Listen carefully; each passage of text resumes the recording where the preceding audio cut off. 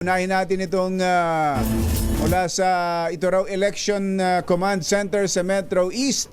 Ginagana na ng Eastern Police District. RH52, Eniel Parrosa. Kami Eniel!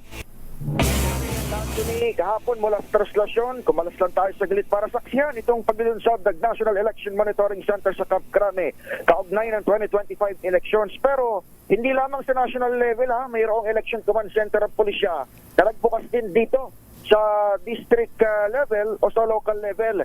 Dito sa Pasig, Marikina, Mandaluyong at San Juan, nasa harap tayo ngayon ng Eastern Police District Headquarters mismo.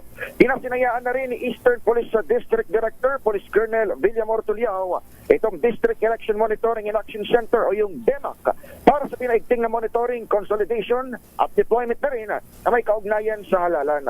Ayon kay Tuliao, maliban sa real-time na pagtugon sa mga election-related na mga insidente, maglalagay rin ng quick reaction teams ang pulisya na nakastandby 24 oras.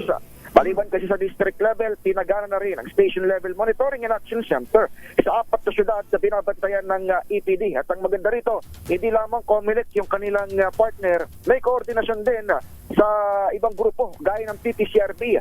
Batay naman sa listang inilabas ng COMELEC, lahat naman ng syudad, hindi lamang dito sa Metro East kundi sa buong Kamaynilaan ay hindi kasama sa itinuturing na areas of concern. Pero paglilinaw ni COMELEC Chairman George Garcia, maaari pang magbalong listahan, depende sa pagiging takbo ng panahon ng kampanyahan. Ito sa Eniel Parrosa, nag-uulat para sa DZRH. Una sa Pilipinas, una sa Pilipino. Thank you, Eniel.